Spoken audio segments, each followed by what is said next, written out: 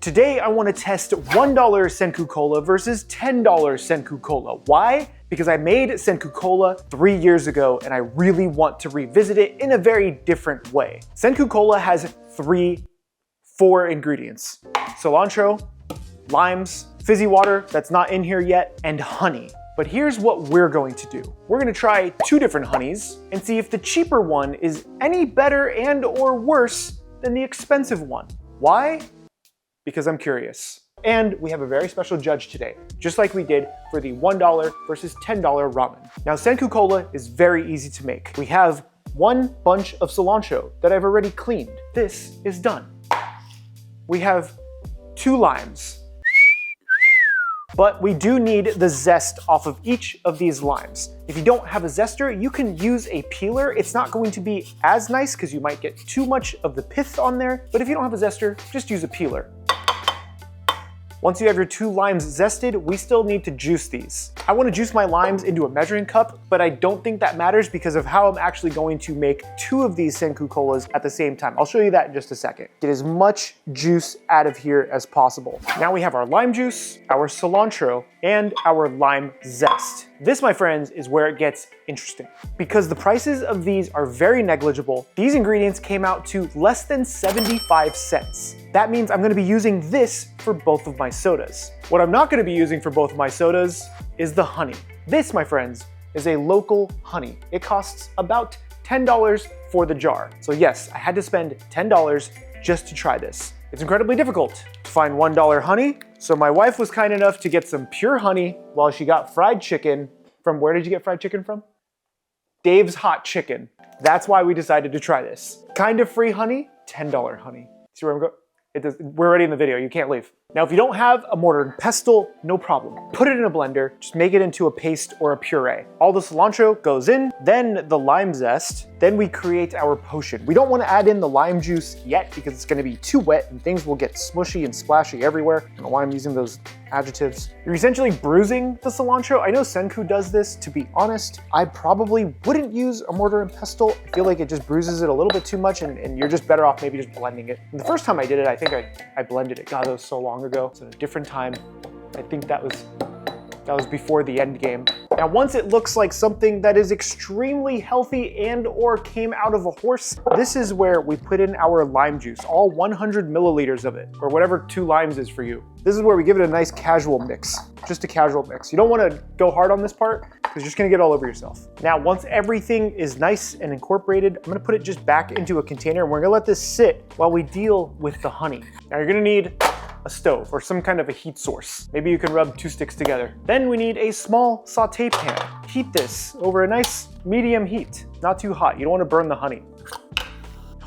Now here's how you decide how much honey you want. The average soda, maybe like Coca-Cola, Pepsi, whatever you drink, has about 46 to 50 grams of sugar. 1 tablespoon of this honey has 17 grams of sugar. That means we can get away with about 3 tablespoons of honey. I'm definitely guessing here, but we're gonna make the best educated guess that we can, like every good scientist. That's probably 4 tablespoons of honey. We'll make a bigger soda. Now I'm gonna cook this just a little bit. We're trying to caramelize the honey slightly. Like any sugar, if you cook it too long, it'll actually go into almost a soft or a hardball stage, which is a candy making term, and you don't wanna make candy. You want this to actually still be syrup. This is going to start to caramelize and brown very quickly. You can see how it's bubbling and kind of changing color just a little bit already. This has only been on here for about 30, 40 seconds maybe. Now after about 90 seconds, I'm turning this off. I'm gonna move this over here because I'm actually going to strain out our juice because we don't want to add all of this into that. It's just going to become a pain later and you're going to lose honey.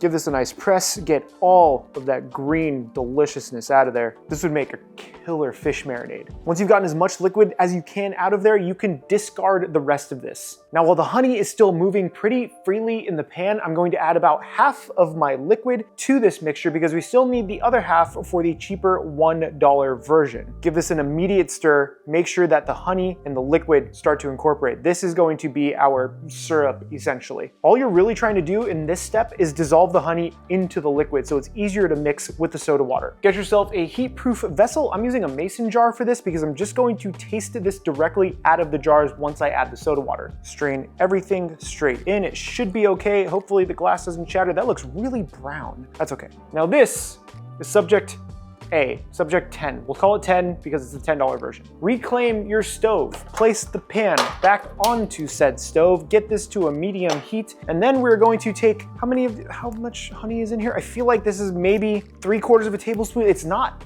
much honey in any of these. So I'm gonna use 4. I'm gonna use 4 packets. It's way more wet than the other honey was. Gandalf, don't you lick that, I need that. Honey is in. Time to caramelize the honey, just like we did with the previous one. It actually looks like less honey than I used on the other one, so I'm just gonna put all 5 packets that I commandeered after getting fried chicken. This one also caramelizes a lot faster. This one changed color so much faster than the other one did. That actually is kind of surprising. So now that this is the right color, I'm gonna add in all of my liquid, turn this off, give this a nice mix to incorporate everything, and this is ready to go. This one cooked so much faster. Is it real honey? It says pure honey, but I don't know if I believe you. It's distributed by Performance Food Group. Doesn't sound very local to me. Same thing, pouring everything into a single jar to make our one soda. Now I'm gonna let these cool down and then add my liquid and give these a taste to see if it makes a difference. These have been cooling down for about 20 minutes. These are ready to taste, but there's just a final few things we have to do. Namely, add ice and fizzy bubblich. I'm adding in maybe half a cup of ice, or filling it to halfway, I should say, with ice. This is totally personal preference, but we're gonna add in about the same amount of ice into each one. Then top it off with soda water.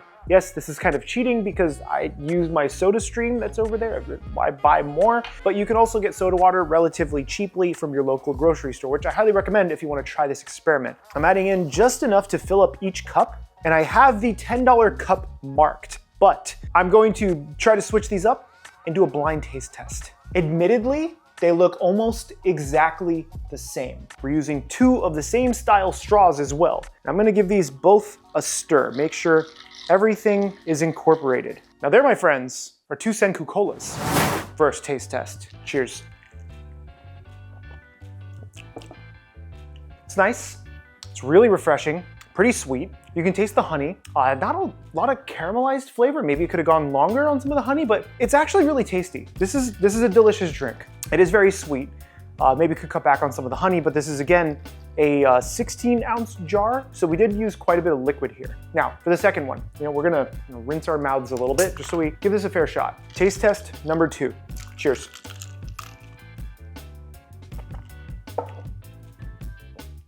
I feel like I have a decent palate. I've tried a lot of things in my life. I don't know if there's a difference in these two. I'm being brutally honest here. I feel like this one is the nice honey, and this one is the cheap honey. I marked the $10 version. Oh, this one is the expensive one, but it doesn't mean it's worth it. Now, one more judge. Gandalf, would you please do us the honors? All right, sir. Which one of these do you think is the better one? He is disinterested, so we're just gonna go with the cheap one because it's $9 less. My name is Chef PK, and remember, keep playing with your food. Just buy the $1 honey, buy the cheap honey. It's fine.